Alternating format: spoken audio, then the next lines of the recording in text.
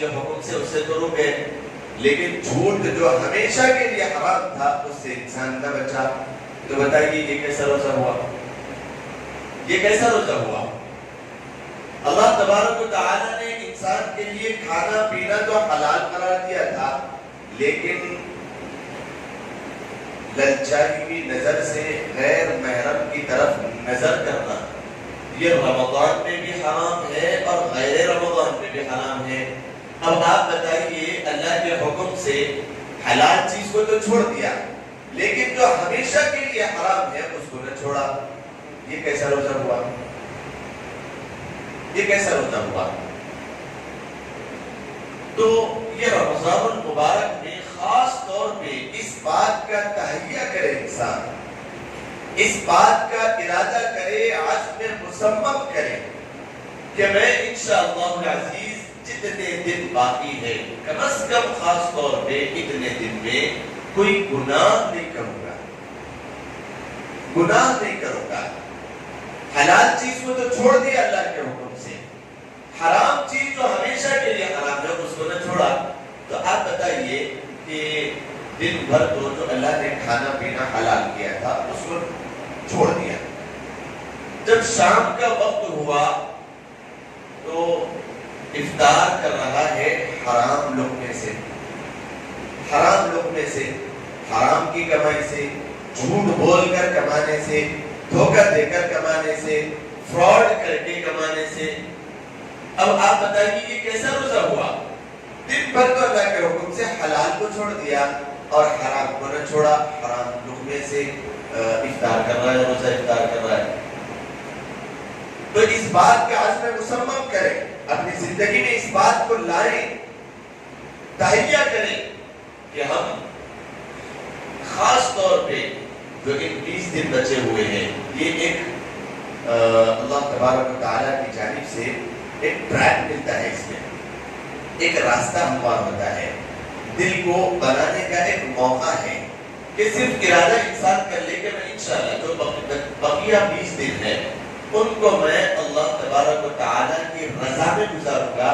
تو پھر آپ دیکھیں گے 75% 11 مہینے باقی کے وہ اللہ تبارک و تعالیٰ کی جانب سے انسان کو تحفتاً ملتے ہیں، جس میں وہ نہ چاہتے ہوئے بھی گناہوں سے بچتا ہوا چلا جاتا ہے، بچتا ہوا چلا جاتا ہے۔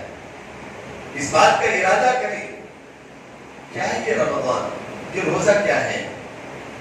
بعض لوگ تو یوں بھی کہتے ہیں کہ ہم نے اللہ کے حکم پر روزہ رکھا اور اللہ کے حکم پر ہم نے دن میں بھوکا رہنا اور رات کی تراویح کو اپنایا ہے۔ ہو سکتا ہے کہ یہ بات جھوٹ ہو، ان کے اپنے دل سے ان کو پوچھنا ہے، آئینے کے سامنے کھڑے ہو کر کبھی اپنے نفس کی بھی فکر کرنی ہے، اپنے نفس کو ذرا ٹٹولنا ہے، اس بات کا اینالائز کرنا ہے کہ کیا میں نے اللہ کے خاطر اور اللہ ہی کے حکم پر روزے کو رکھا ہے، دن کا بھوکا رہنا اور رات کی تراویح کا میں نے صرف اللہ ہی کے لیے کیا ہے، اللہ کے حکم پر کیا ہے؟ تو ہو سکتا ہے کہ یہ بات جھوٹ ہو۔ کیوں؟ کیونکہ اللہ نے بہت ساری باتیں کہی ہیں، قرآن پورا پڑا ہے انسان کی ہدایت کے لیے۔ آج امت کی جو ڈور بے لگام ہو چکی ہے، اس کا خون پانی ہو چکا ہے، اور امت پر یہ حالات قرآن کریم خود فرماتا ہے ان اللہ لا یغیر ما بقوم حتی یغیروا ما بانفسهم۔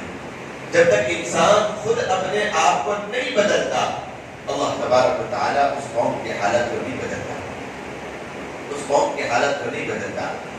تو یہ بات ہو سکتا ہے کہ غلط ہو، اللہ کے حکم پر میں نے بھوکا رہا، اللہ کے حکم پر میں نے رمضان کا استقبال کیا، بلکہ یہ انسان کا ارادہ ہے۔ اس بات کو بہت دل کے کانوں سے سنیں، یہ انسان کا ارادہ ہے، یہ انسان کا ارادہ ہے کہ جو اس نے کھانے پانی کو چھوڑ دیا، ابھی اللہ کی مشیت اس میں نہیں پیدا ہوئی، ابھی اللہ تبارک و تعالیٰ کو راضی کرنے کا وہ جذبہ اس کے اندر پیدا نہیں ہوا، ابھی اللہ تبارک و تعالیٰ کے لیے تقوی کا اختیار کرنا اور گناہوں کا چھوڑنا، اللہ کے حکم کے مطابق اپنی زندگی کو اپنانا، بنانا، سنوارنا اور قرآن کے احکامات لانا یہ اس کے اندر ابھی پیدا نہیں ہوا، یہ اس کے اندر ابھی نہیں پیدا ہوا.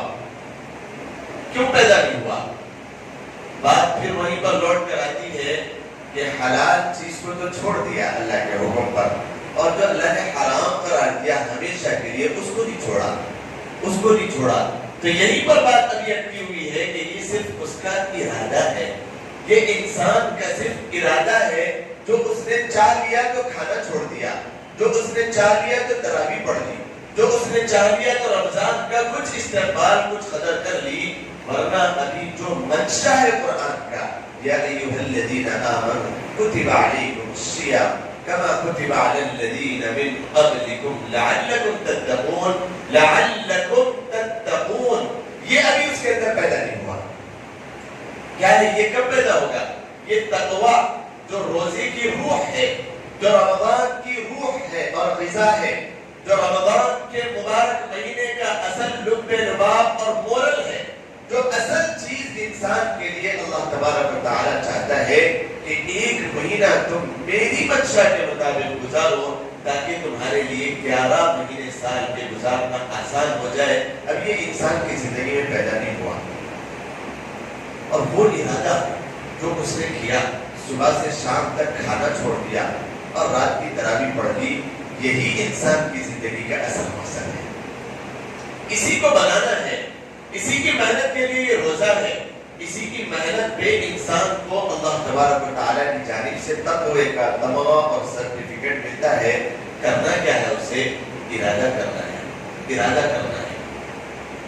اللہ کے نبی صلی اللہ علیہ وسلم نے اسی چیز کو ارشاد فرمایا. توجہ کے ساتھ اس بات کو اپنے ذہن نشین کر لیں.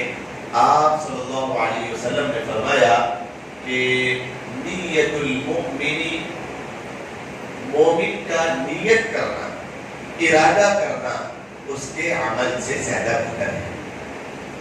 کیا مطلب ہے؟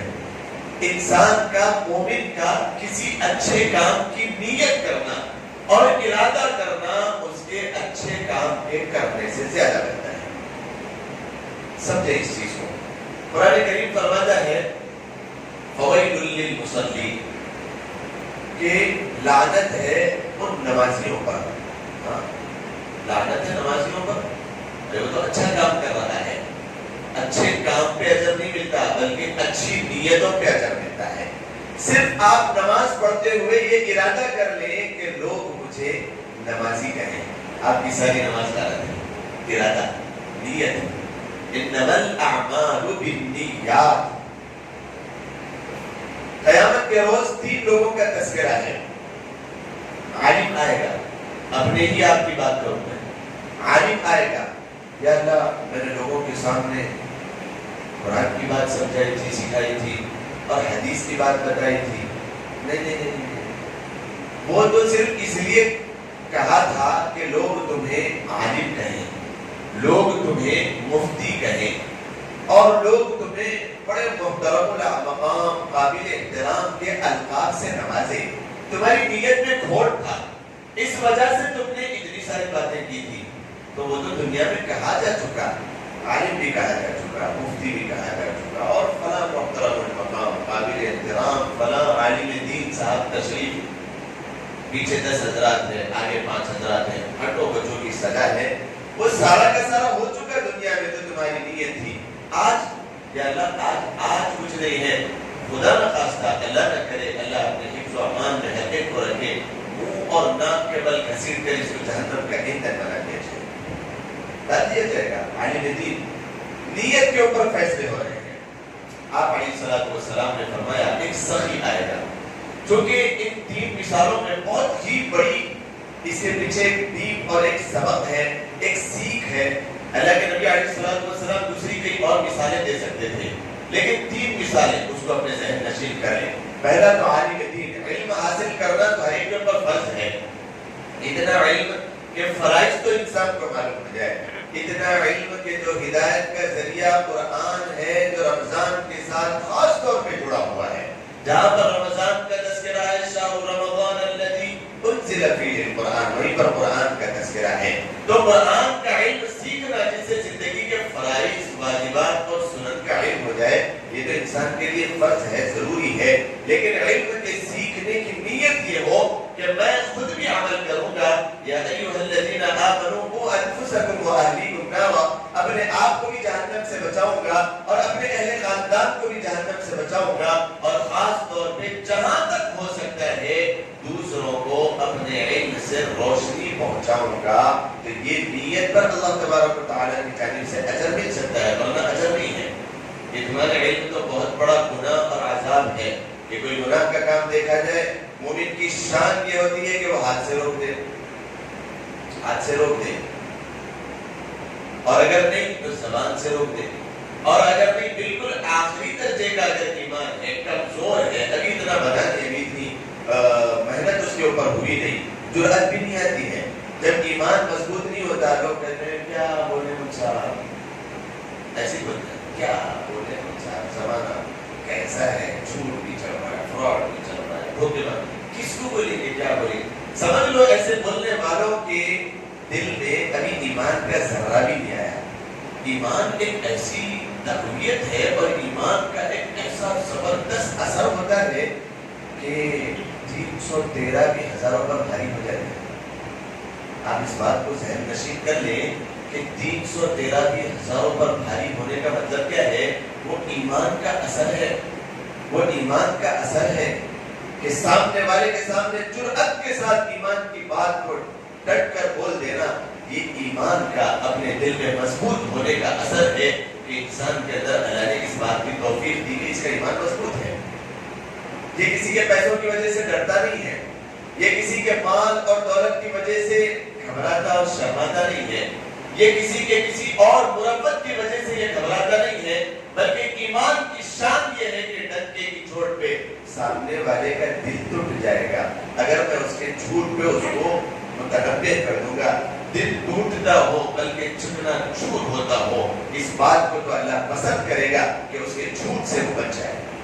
ایمان کی جرأت یہ ہے کہ اللہ تبارک و تعالیٰ دل میں بستا ہے مومن کے ضرور، لیکن اس کے جھوٹ کے لیے روکنے کا پیغام بھی تو قرآن میں دے رہا ہے. کیونکہ رمضان المبارک کا بات کدھر سے کدھر نکل رہی ہے سمجھاتے ہوئے آپ کے شوق کی وجہ سے میں پھر وہیں پر آؤں واپس کہ رمضان المبارک کا مہینہ خاص طور پہ اپنے اندر تقویٰ پیدا کرنا ہے.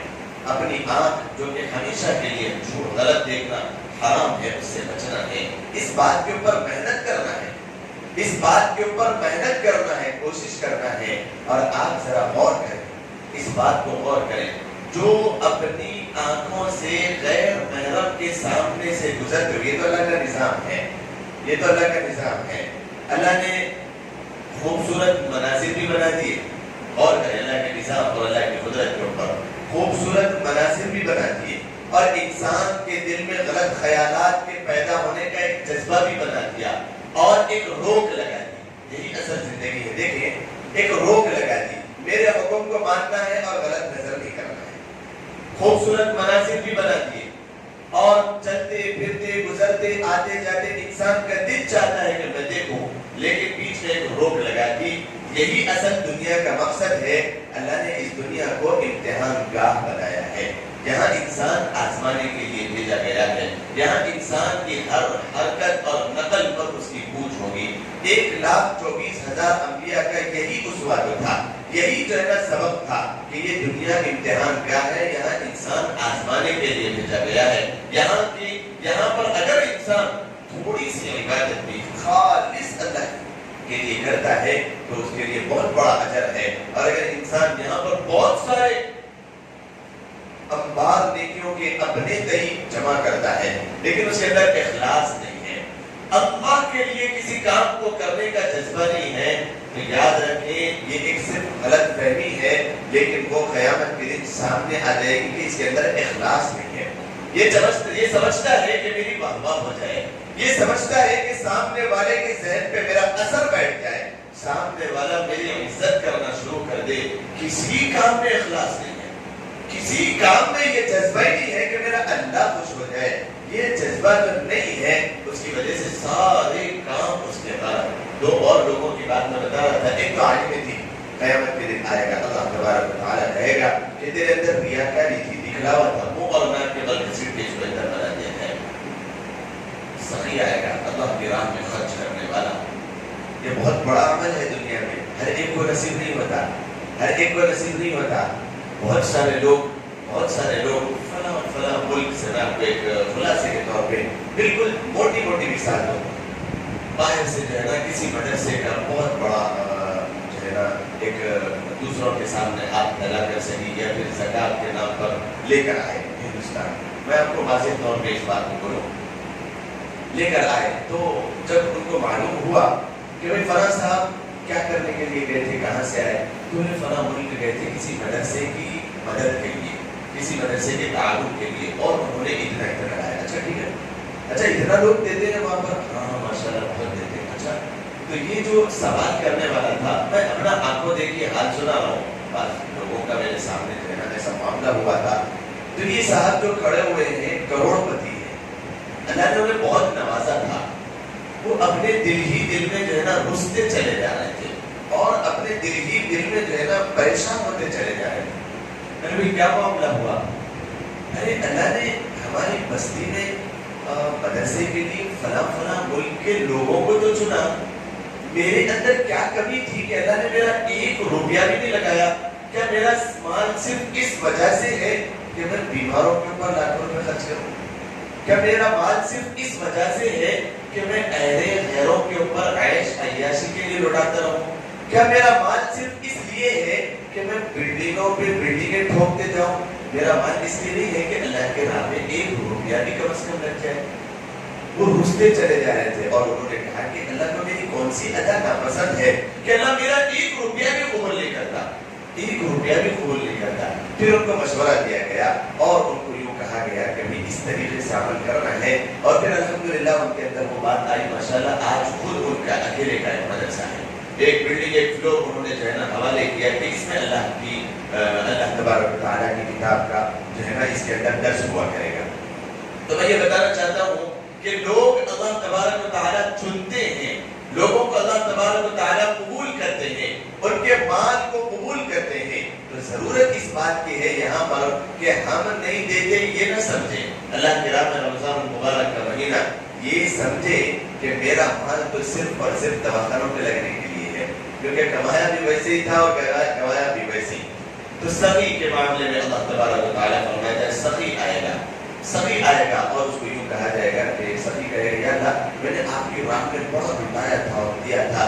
تو اللہ تبارک و تعالیٰ کہے گا نہیں، میری راہ میں کر دیا تھا، دکھلاوے کے لیے دیا تھا کہ لوگ تجھے سیٹھ کہیں، لوگ تجھے مالدار کہیں، دکھاوے کے لیے دیا تھا کہ نوٹ پہ کیوں دے رہا ہے کہ لوگ کہیں ارے کیا ماشاءاللہ مالدار ہے، کیا سخی ہے. وہ دنیا میں کہا جا چکا، منہ اور ناک کے بل گھسیٹ کے جہنم کا ایندھن بنا دیا جائے.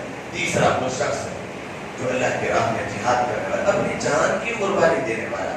سارا اللہ کے رسول علیہ السلام نے فرمایا ایک خطرہ بھی اگر زمین پہ گرنے سے پہلے اس کی مغفرت ہو جاتی ہے تو اتنا بڑا کارنامہ انجام دینے والا اس کے متعلق اللہ کے نبی علیہ السلام فرماتے ہیں کہ وہ پوری جان بھی قربان کر دے گا. قیامت کے دن اس کو کہا جائے گا کہ منہ اور ناک کے بل گھسیٹ کر جہنم میں پھینک دیا جائے کہ اس کا یہ اللہ کے راہ میں قربانی دینا یہ صرف اس لیے تھا کہ لوگ اسے مجاہد کریں، راضی کریں. تو اللہ تبارک و تعالیٰ کے خاطر رمضان میں جو اعمال ہم کر رہے ہیں خدا کا اخلاص اس کے اندر پیدا کریں. جتنی بھی اللہ تبارک و تعالیٰ ہم سے عبادت لے رہا ہے، جتنا بھی ہم تراویح پڑھ رہے ہیں، اللہ کا شکر ادا کریں، اخلاص اس کے اندر پیدا کریں. جب اخلاص نہیں ہوتا تو 2-4 دن پڑھ کے لوگ غائب ہو جاتے ہیں. کیوں؟ کیونکہ ان کو کاروبار اور ان کی پھر جو ہے نا کئی اور مصروفیات ہوتی ہیں. تو اس وجہ سے اخلاص اپنے اندر پیدا کریں. قرآن کریم کی تلاوت کو اپنا مشن بنائیں رمضان مبارک میں، اور اللہ کی راہ میں دینے کا مزاج بنائیں. اللہ تبارک و تعالی ہم سب کو کہنے سننے سے زیادہ عمل کرنے کی توفیق فرمائے. وآخر دعوانا ان الحمد للہ رب العالمین.